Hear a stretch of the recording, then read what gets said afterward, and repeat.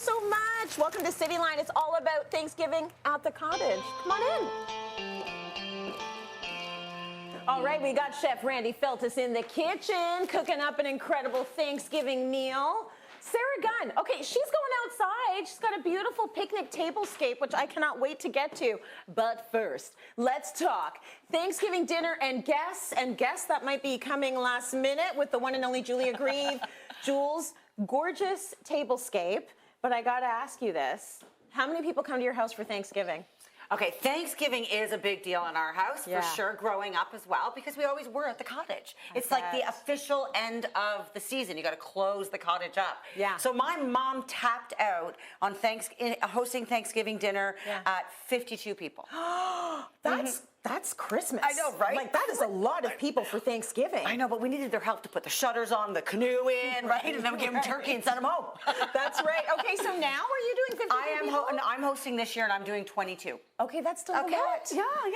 Now, if you want to put together, like, sort of scrounge together a Thanksgiving dinner, you got more people saying, I'm coming. Exactly. What do you do? You know, the easiest thing to do is just to work with things that you already have. I think one of the most important things to take into consideration with Thanksgiving is we want to remove all that stress and all that pressure on us. Please. Leave it over to the guy cooking the turkey. Yeah. Sorry, Randy. But you know, the idea of just finding things that we have around. So I always love to do this tablescape, something like this, right? This is what I call all the bulls. All the bulls? The bulls. Edible. Consumable, you know, recyclable, compostable, all the bowls. And it's just literally things I've had in the house or at the fridge or sending the kids outside to grab things.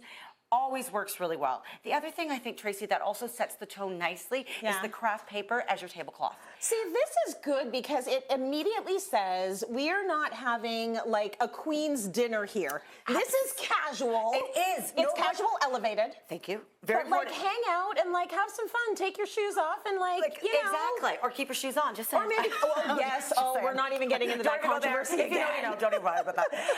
But exactly that. This helps with the cleanup as well, and no cranberry sauce on Grandma's tablecloth, and it's great. And put the crayons on so the kids are occupied. I think that's really important. Love that. Again, we want to relieve the stress, right? So if dinner is taking too long, play some games at the table like this. It's so great. Tic-tac-toe. There you go. Have some fun with that, and then the kids are busy. And I like that you said tell the kids to go outside and get some stuff for the centerpiece. Like leaves. You can use leaves as your place settings, right? So there's one for Randy. That is so very get the kids cute. out there picking which ones they think is perfect for Grandma.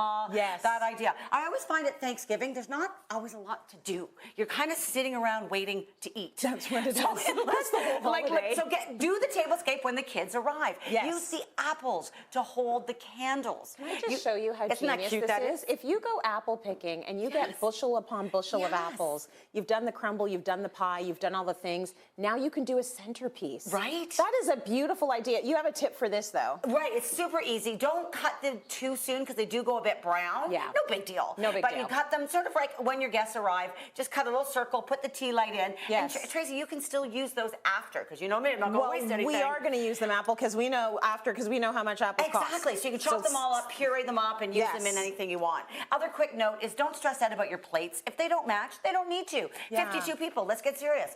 So they don't have to match. If you can go with a theme or color, sort of white plates, if you don't have enough, your neighbors will have some. Aunt Judith might have white plates. Ask her to bring them. So keeping it simple is, I think, the most important thing to do. I did not even notice there were mismatched plates. Right? So this is not the stuff that counts. The stuff that counts is that you're surrounded hopefully by people you like. That's number one. Right? Because it's Thanksgiving. So okay, I'm going to show you a napkin like really quick, Tracy, because the napkin sort of elevates that place setting. Okay. I always use a cloth napkin if you can, because, you know, reusable. Yeah. Now, there are so many things that you can do with napkins. For the record, you can make turkeys. Are we I'm not going to make a turkey. No, I'm not making one. Okay, good. I didn't watch the YouTube video long enough. It was went on for hours. But this is my favorite thing to do is the little fold, which creates a little pocket.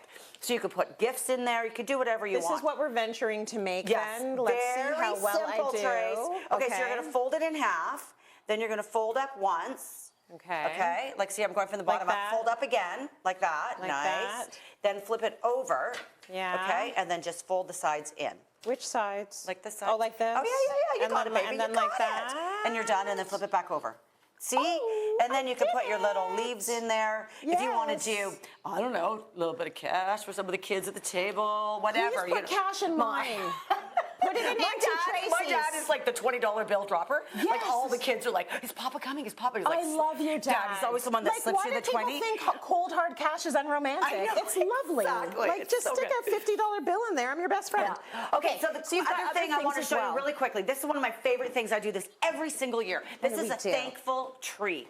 Okay, so I went out and collected branches, send the kids out to get them, and you ask all your guests to write down what they're thankful for. Nice. You hang it on the tree, then during dinner, we can all talk about this to keep the conversation going and away from politics or anything stressful that Uncle Bob wants to talk about. You ask him what he's thankful for. You calm down, Uncle Bob. You better, man. So I love this. My dog, my friends, my family. It's my absolute favorite part of Thanksgiving that we actually talk about what we're thankful for. I like to hear it from the teenagers. I know, it is. Like, it's they really get very good. thoughtful and introspective, and I love that. Okay, and the last one that really just sort of finishes it off is have a little take-home gift. And you can put this together so quickly, so affordably. This is a pot steamer. Do you know what I mean? Like a scent. So you would put this all into a pot of water, boil it, and your whole room will smell. I call it Thanksgiving in a jar. I love that. So just some dried oranges, dried apples. Again, you can do this when your guests arrive, so they're doing it together.